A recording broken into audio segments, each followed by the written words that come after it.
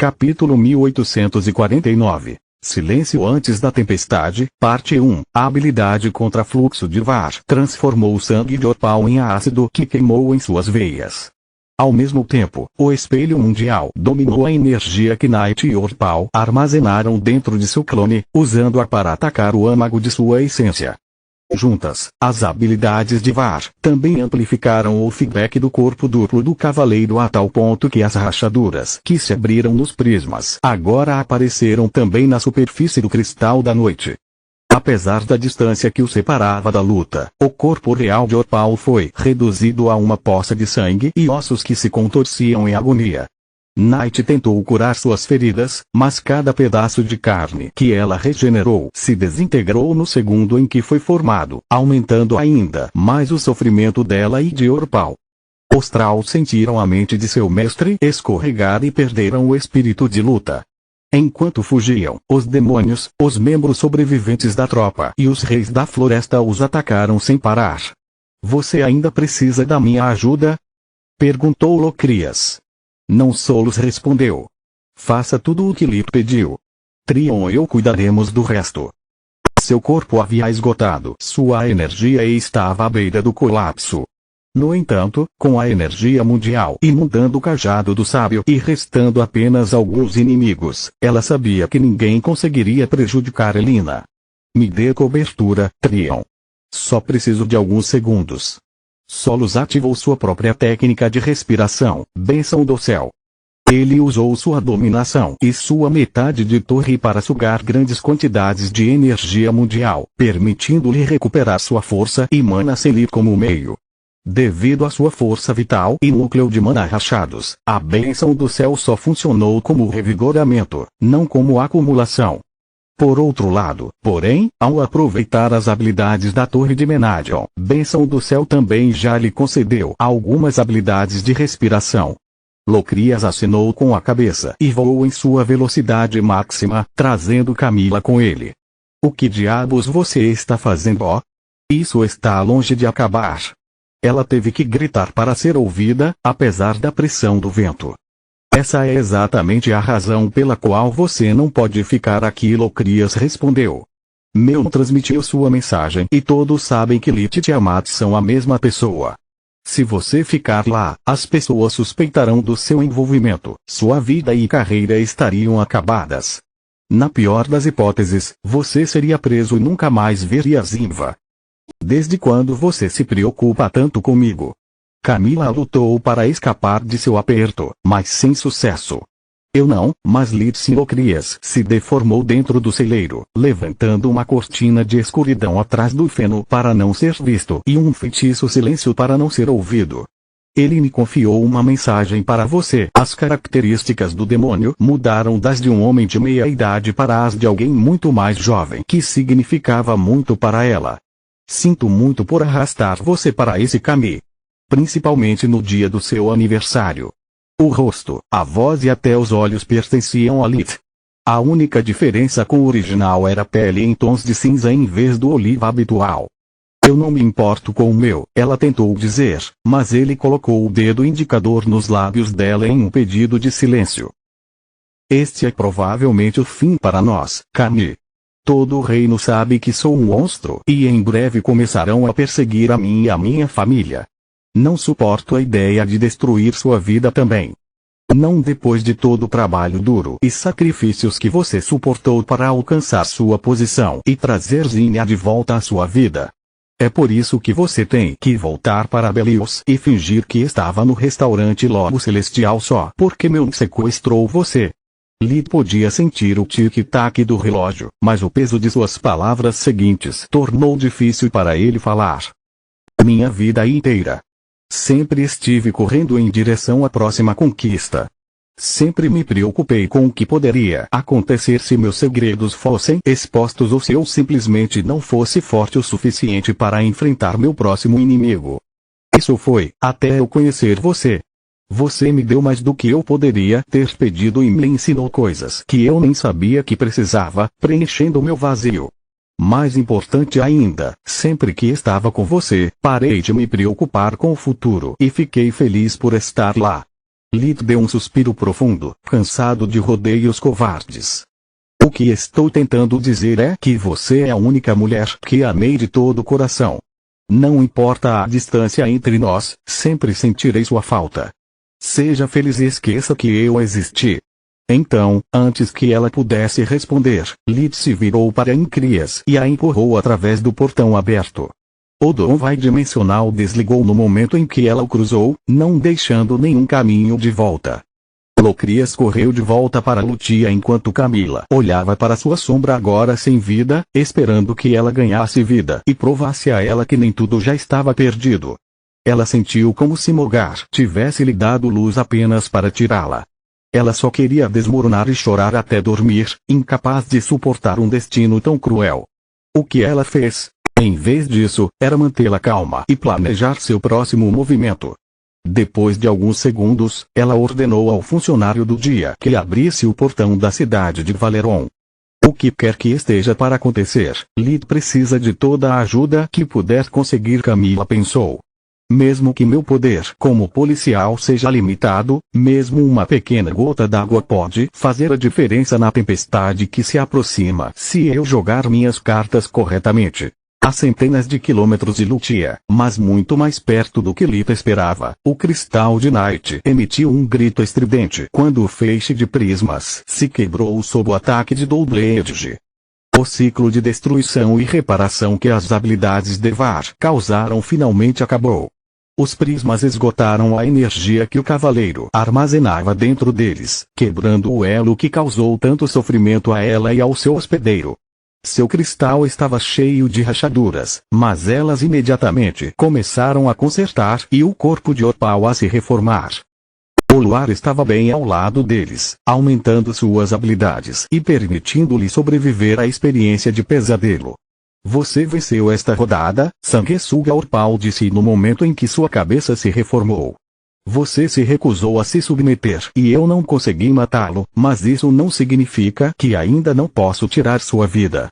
Graças a Locrias atuando como seu procurador, Lit pôde falar com Camila uma última vez e ao mesmo tempo cuidar de Elina após o conflito.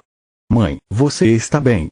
Ele perguntou, caindo no chão enquanto se transformava novamente em sua forma humana.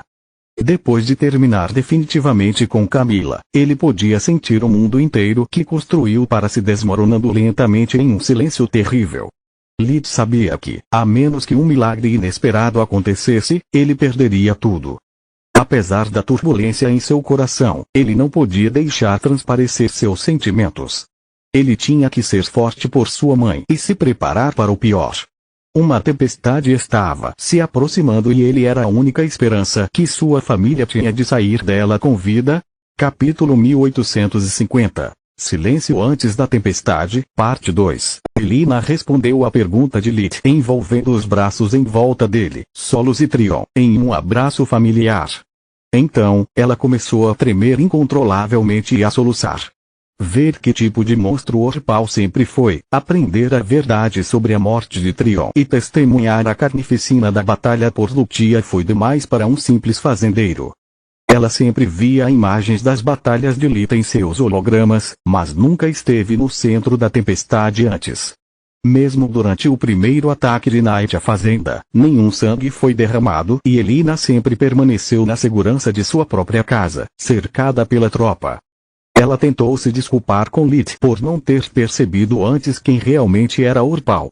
Para agradecer a Solos por ser a melhor filha que ela poderia pedir. Para dizer a Trion quanto ela sentia por ele ter morrido sozinho, longe de sua família. No entanto, apenas gemidos e jargões saíram de sua boca enquanto o trauma afundava em sua mente agora que tudo havia acabado. Muitas outras pessoas choraram e gritaram em desespero, quebrando o silêncio com tristeza. Muitas pessoas morreram durante a batalha. Apenas alguns eram espectadores inocentes, a maioria dos cadáveres pertencia a pessoas que caíram na tentação de Orpal e se tornaram seus servos. Apesar da escolha tola, eles ainda eram cidadãos de Lutia, com família e amigos. Seus entes queridos não sabiam nada sobre os acordos com as cortes dos mortos-vivos, apenas que a pessoa que amavam havia sido assassinada em plena luz do dia. Não posso acreditar nisso. Zesker, o capitão do corpo da rainha que substituiu Locrias, disse: o reino investiu muito tempo e recursos, meu povo lutou e morreu, e para quê? Para proteger uma besta divina que não só tem seu exército pessoal de feras, mas também um exército invisível de sombras. Ele apontou para os demônios das trevas e dos decaídos que ainda permaneciam no campo de batalha. Você percebe os danos e o número de vidas que sua briga fraterna infligiu a essas pobres pessoas? Quem vai compensá-los? A meu ver, você e o Rei Morto são monstros e se merecem. Ele acenou com os braços para as casas cujos telhados foram rachados ou jogados pelos ares, para as paredes quebradas e para as pessoas que ainda jaziam sangrando nas estradas próximas ao restaurante Lobo Celestial. Com essas palavras, Elina chorou ainda mais e os olhos de Lith brilharam com mana vermelha e preta. No entanto, o seu rosto permaneceu uma máscara de pedra e a sua voz fria.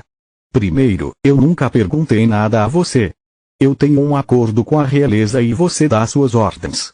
Não importa minha natureza, você tinha que segui-los ou deixar o exército. Lith disse enquanto olhava para Zesker.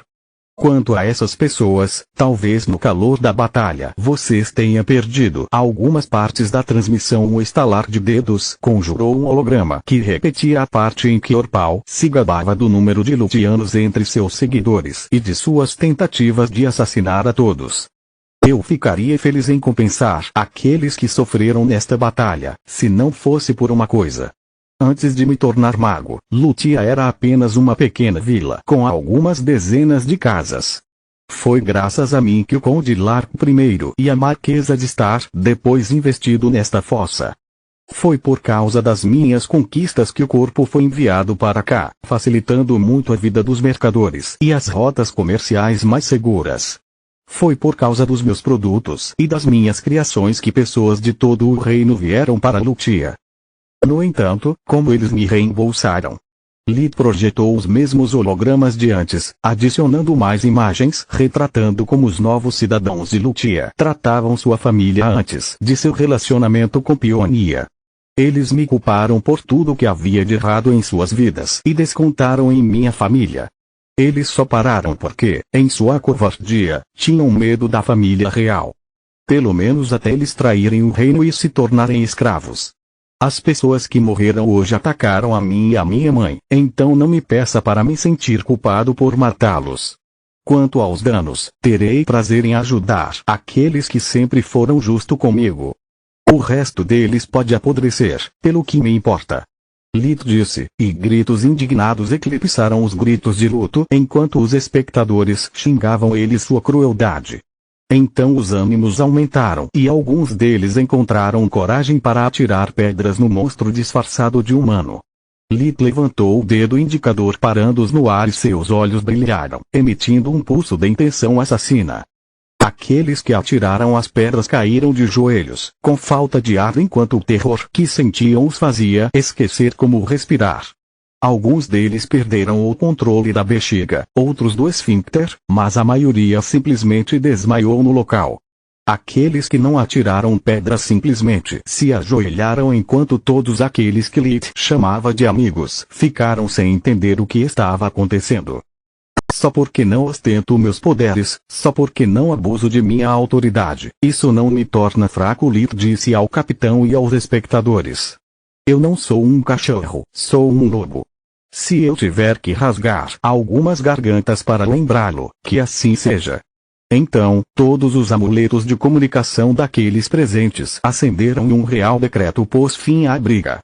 Capitólio do Reino Grifon, cidade de Valeron, sala do trono real. Aquele filho de um ladrão. O rei Meron bateu com o punho no braço de seu trono dourado. O largo sorriso em seu rosto e o entusiasmo em sua voz não combinavam em nada com suas palavras. Sim.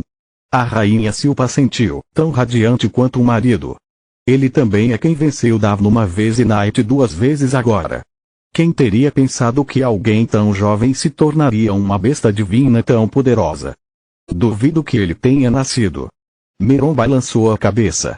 Ele foi espancado muitas vezes quando criança e gravemente ferido enquanto estava na academia. todas as coisas que são impossíveis até mesmo para uma besta divina recém-nascida. Além disso, duvido que Mart, Vastor ou pelo menos Manoar não tivessem notado isso enquanto cuidavam dele. Nossos melhores curandeiros examinaram Lita após a sabotagem do salão dimensional, a luta contra o valor e a quarentena após sua fuga do grifo dourado. Ponto percebido. Silpa juntou os dedos, tamborilando de excitação. Os Veres devem ter uma linhagem adormecida, assim como a sua. No entanto, seu status como um verdadeiro desperto deve tê-la ativado em algum momento. Sim, mãe. Pionia riu como uma garotinha. Isso significa que nossos filhos não apenas suportarão o poder de um Tiamat, mas também poderão recuperar o poder dos grifos que nossos antepassados tolamente abandonaram. A realeza e as bestas imperiadoras não eram tão diferentes. Ambos se importavam pouco com coisas como a aparência e verdadeira natureza. O que importava para eles era colocar em mãos poderes que seriam repassados às novas gerações e que seriam exclusivos deles. Continua no próximo vídeo.